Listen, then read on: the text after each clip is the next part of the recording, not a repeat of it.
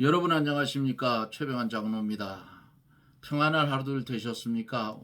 강원도에는 오전에는 비가 내리고 오후에는 날씨가 개고 비가 오니까 온 산천이 이제 푸르러지고 꽃들로 덮입니다.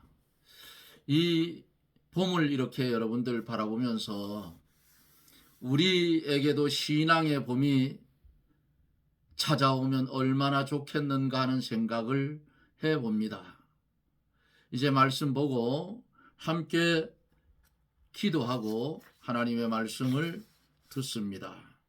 다니엘서 8장 20절로 다니엘서 8장 20절서 마지막 절까지 보도록 그렇게 하겠습니다.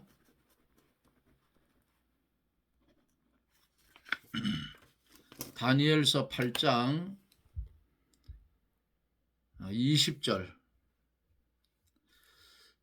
찾은 줄 알고 보겠습니다. 내가 본 바 두 뿔 가진 수양은 곧 메데 바사 왕들이요 털이 많은 수염소는 곧 헬라 왕이요 두 눈 사이에 있는 큰 뿔은 그 첫째 왕이요 이 뿔이 꺾이고 그 대신에 네 뿔이 났은즉 그 나라 가운데서 내 나라가 일어나되 그 권세만 못하리라.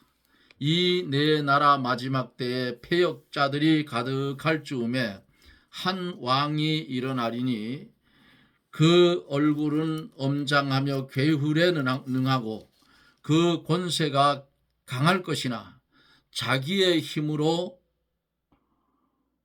말미암은 것이 아니며 그가 장차 비상하게 파괴를 행하고 좌우로 행하여 형통하며 강한 자들과 거룩한 백성을 멸하리라. 그가 꾀를 베풀어 제 손으로 쾌휴를 이루고 마음에 스스로 큰 채하며 또 평화할 때 많은 무리를 멸하며 또 스스로 서서 만왕의 왕을 대적할 것임이나 그가 사람의 손으로 말미암지 않고 깨어지리라. 이미 말한 바 주야에 대한 이상이 확실하니 너는 그 이상을 간수하라. 이는 여러 날 후의 일임이니라. 이에 나 다니엘이 혼절하여 수위를 앓다가 일어나서 왕의 일을 보았느니라. 내가 그 이상을 인하여 놀랍고 그 뜻을 깨닫는 사람도 없었느니라. 아멘.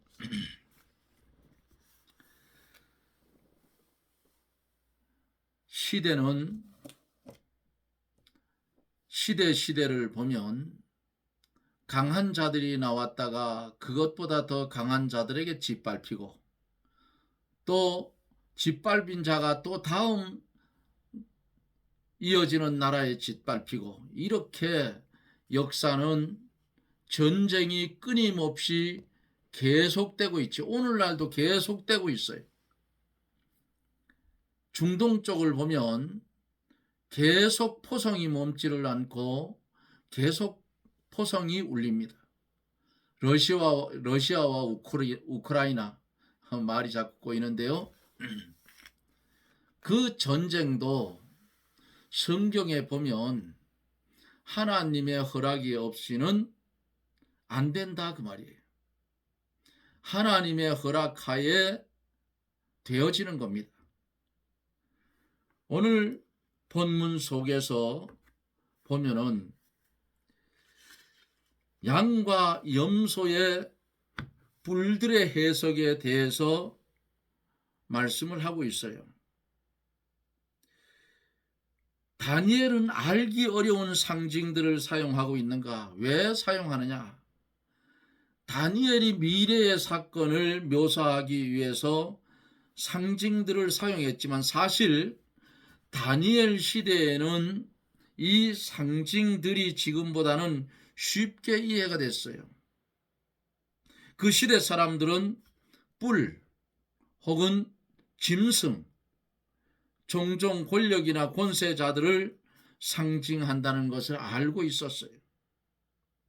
어떤 상징들은 가까운 미래와 먼 미래 사건을 동시에 이렇게 함축하고 있기도 했어요.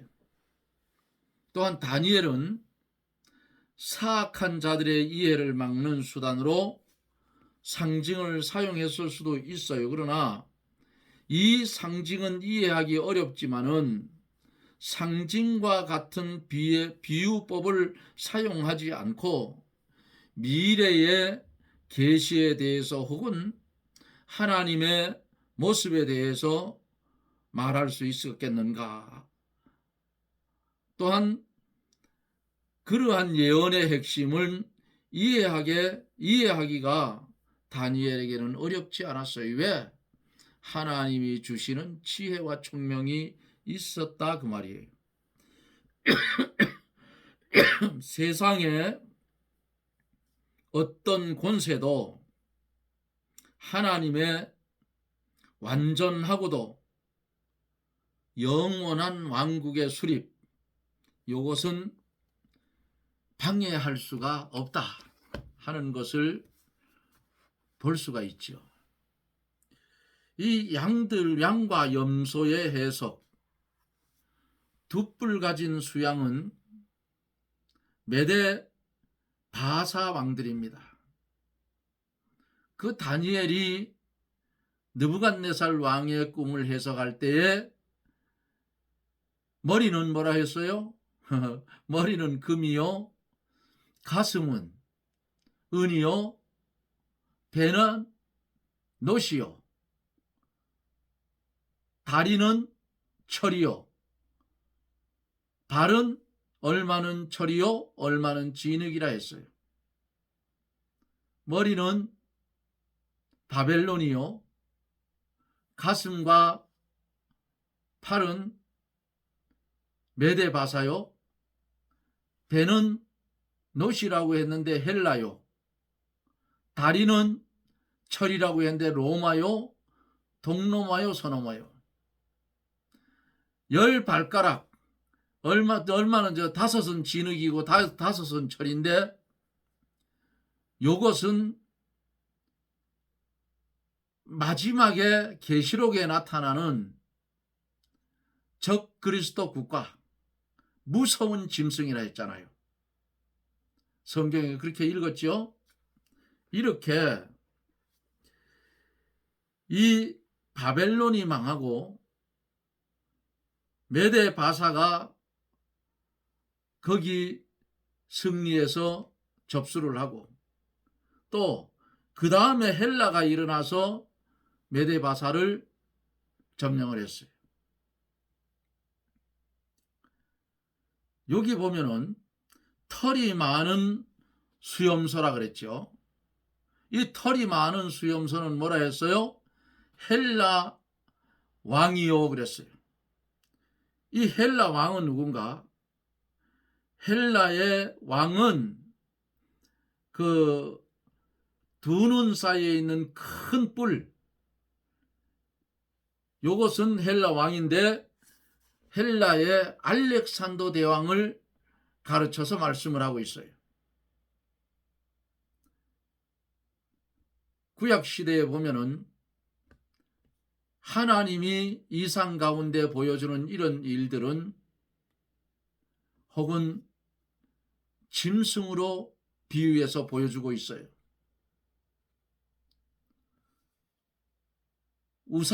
우상으로 만든 금, 은, 이렇게 만든 우상, 느부갓네살 때, 그 다음에 짐승이 나타났죠. 여기 이렇게 나타난 이 짐승들, 날개가 있는 사자 같고 곰 같고 이렇게 막 나타났잖아요. 두 눈 사이에 있는 큰 뿔, 요 사이에 코뿔소밖에 없잖아요. 그거는. 그런데 여기 보면은 털이 많은 수염소인데 요 두 눈 사이에 큰 뿔이 났다 그랬어요. 이 큰 뿔은 헬라의 알렉산더 대왕을 가르쳤어요. 그리고 보면은 이 뿔이 꺾이고 그랬죠. 전쟁에 전쟁을 거듭해서 그가 세계를 정복하고 자기 부인이 있는 본국으로 돌아오다가 젊은 나이 33세에 전염병이 걸려서 죽었어요.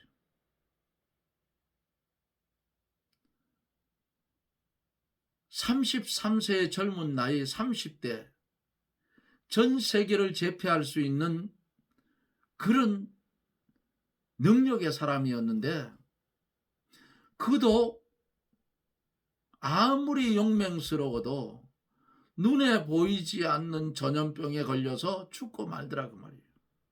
자, 이 뿔이 꺾이고 한 것은 알렉산더 대왕이 죽은 것을 가르치고요. 그 대신에 뿔이 4개가 났다 그랬죠. 뿔이 4개. 잘 들으세요. 뿔이 4개가 났는데 이건 무엇을 가리키는가? 4뿔이 난 것은 역사적으로 알렉산더 대왕이 죽은 다음에 알렉산더를 보좌했던 4명의 장군이 있는데 이게 탈레미, 실루커스, 캐산더, 안티고누스 요 4대장들이 일어나서 나라를 분할해 버렸어요. 앞에서 말씀드릴 때 그 나라를 분할한 것을 제가 나라 이름을 알려드렸었죠. 근데 뭐 그 나라 이름은 뭐 중요하지 않아요. 그러니까 알렉산더가 점령한 나라들을 알렉산더가 죽은 뒤에 알렉산더 밑에 장군으로 있던 그 사람들 4명의 장군 탈레미, 실루커스, 켈산더, 안티고누스 등 4명의 대장이 일어나서 나라를 분할하고 통치할 것을 뜻했어요. 그런데 오늘 본문에 이렇게 보니까 내 나라가 일어나되 그 권세만 못하더라. 나라를 분할하여 통치하는데 그 세력이 33세에 죽은 알렉산더만 못하더라 그 말이에요. 마지막 때에 한 악한 왕이 일어나서 기독교를 박멸하고 성소를 헐고 제사를 드리지 못하게 할 날이 있어요.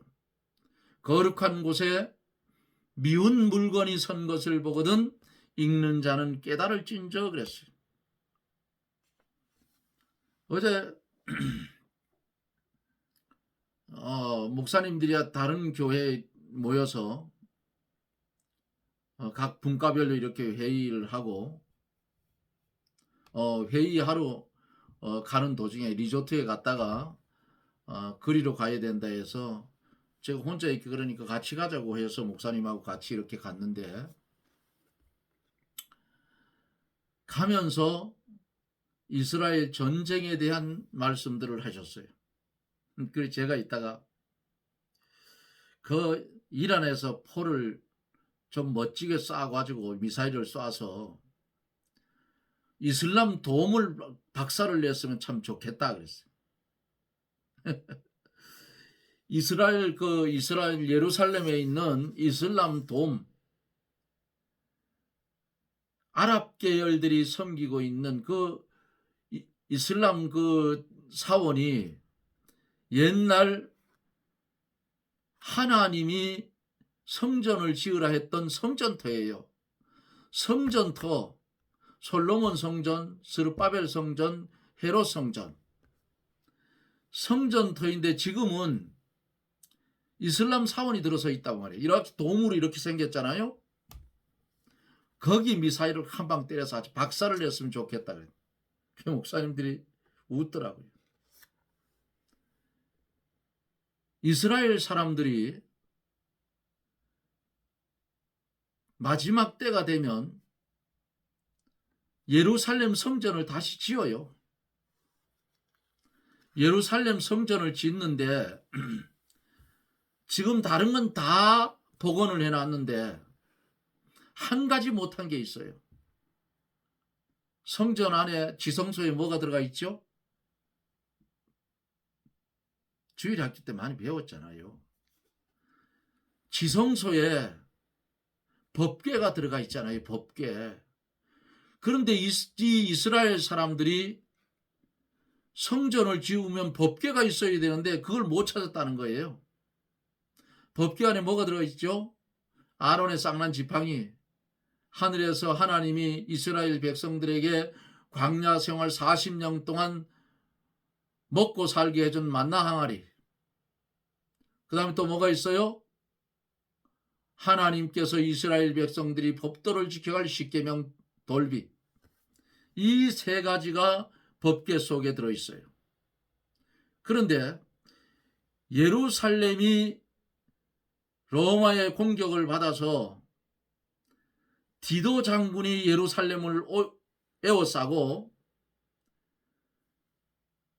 예루살렘 사람들, 그 성 안에 있는 사람들 보고 항복하라고 권했지만은 다가가면 성벽 위에서 돌을 던지고 끓는 불을 내리붓고 해서 그냥 뒀어요.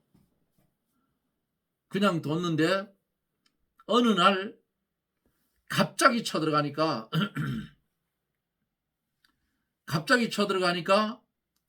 그 이스라엘 사람들은 보석을 좋아합니다. 보석. 성경에 보면은 자색실에다가 뭐 홍보석이요, 녹보석이요 이런 보석들 많잖아요. 수정이요 하면서. 성경 마태복음 24장인가 보면은 아이 벤 자에게 화가 있을진저 그랬죠. 디도 장군이 예루살렘 성을 함락시키고 들어가면서 여인의 배를 갈랐어요. 임신한 여인들. 왜 갈랐는지 압니까 그거?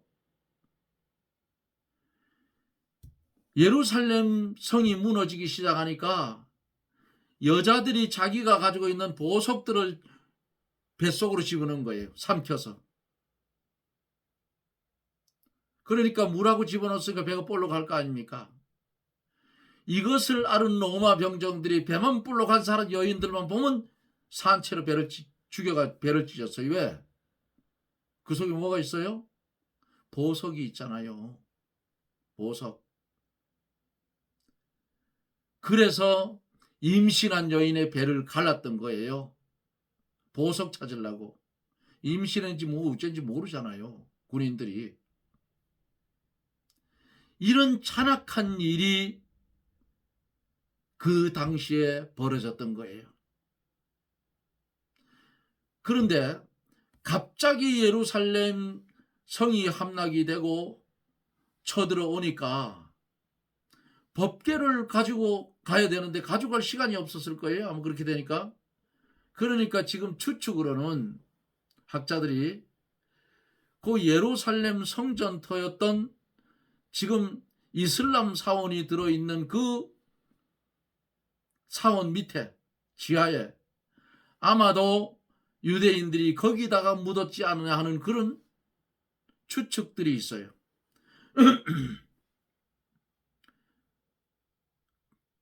그래서 언젠가는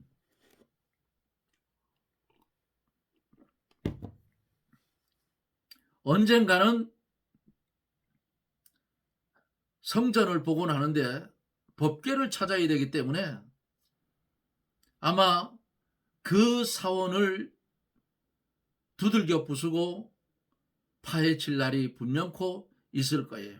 그러면 아랍계 전체가 들고 일어날 거예요. 왜?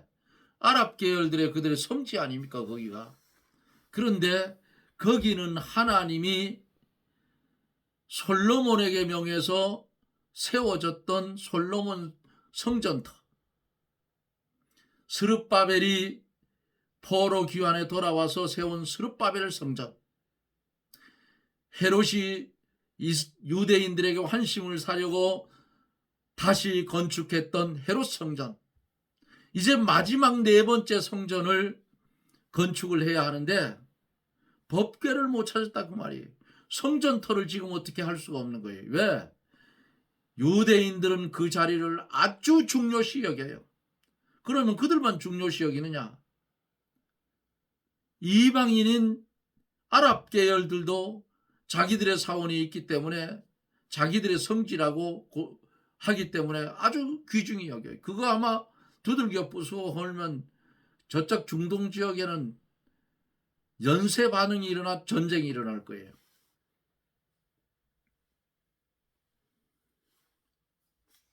이스라엘 사람들이 성전 지을 것은 다 해놓았는데 터하고 법궤를 못 찾았다고 말이에요.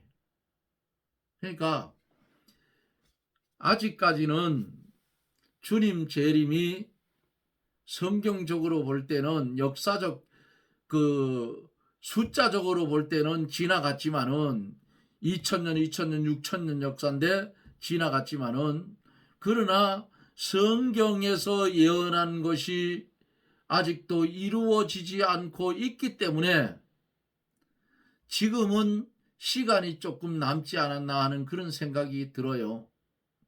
이제 마지막에 가서 다니엘이 이렇게 바벨론, 메데바사, 헬라, 로마 이런 부분들을 하나님께서 보여줬는데 가만히 생각해 보니까 다니엘이 생각하니까 자기는 포로로 잡혀왔는데 이방 나라 망하는 것은 보여주고 왜 우리들이 예루살렘으로 돌아가 예루살렘 성을 건축할 수 있는 우리 본토로 돌아가는 것은 언제인가를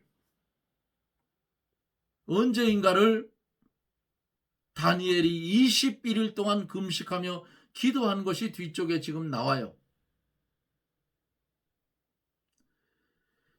자, 뿔이 나고 뿔이 꺾이고 4등분으로 나라가 갈라지고 하지만은 완전하지 않다 그 말이에요.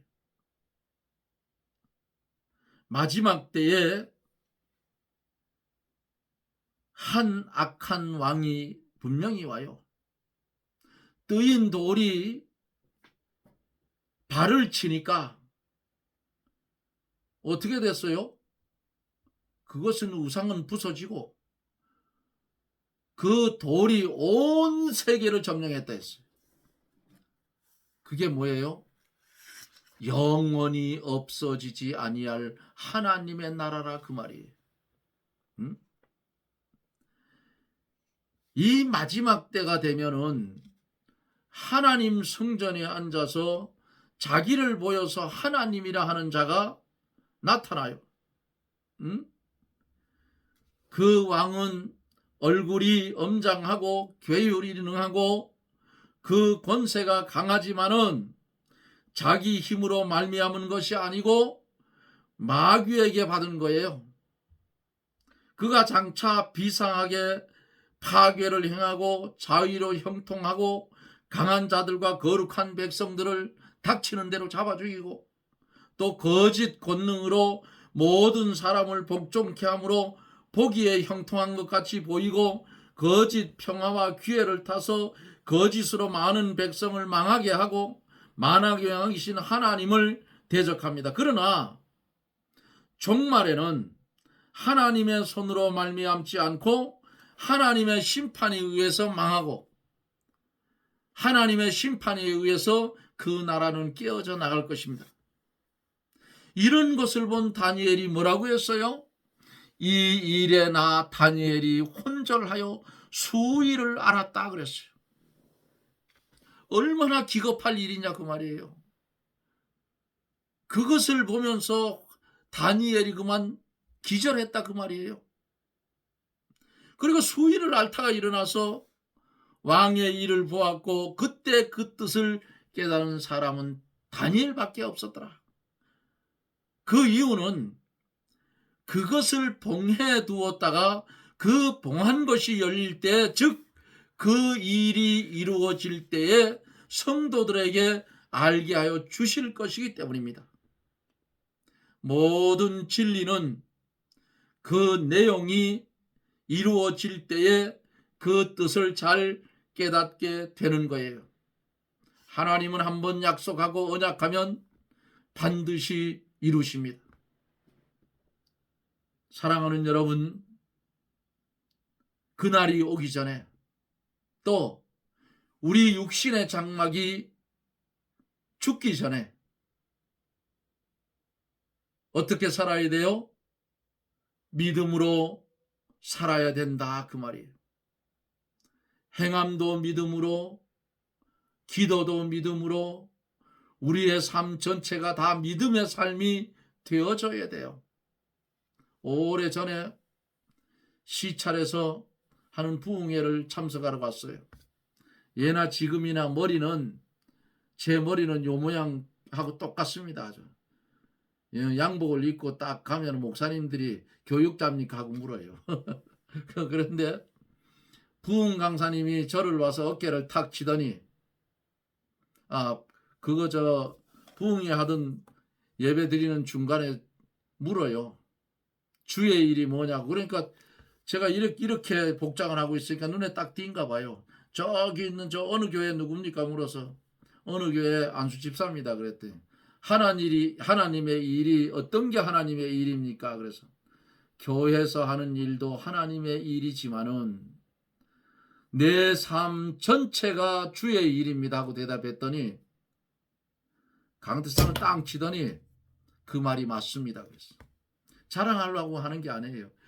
우리 삶 자체가 하나님의 일이 되어야 주님의 말없는 편지가 되어서 복음이 우리를 통해서 전달되는 거예요. 멀리 미국에 있는 우리 테리나 권사님, 그 높은 연세에도 선교 활동을 아주 많이 하시는 그런 권사님이세요. 아마 제 방송 한다고 카톡에 보내놨기 때문에 보고 있을지도 몰라요. 하나님의 언약과 하나님의 약속의 일이 이루어질 때에 그 뜻을 깨닫게 된다. 이런 일이 될 때에 어떻게 살아야 되느냐? 우리의 삶 전체가 하나님 보시기에 아름다운 믿음의 삶, 영으로 심고 영생을 거두는 삶이 되어야 된다. 성경은 그렇게 우리에게 말씀하고 우리에게 그 말씀이 요구하고 계신 거예요. 내 마음대로 살지 마세요. 누구 마음대로 살아요? 예수 그리스도의 마음으로 살으라 그 말이죠. 이렇게 믿음으로 살고자 하는 성도에게 필요한 양식을 주신다고 요한복음 7장 17절에 말씀을 했습니다. 오늘 들은 말씀을 마음판에 새기고 마지막 시대를 살아가고 있는 우리들,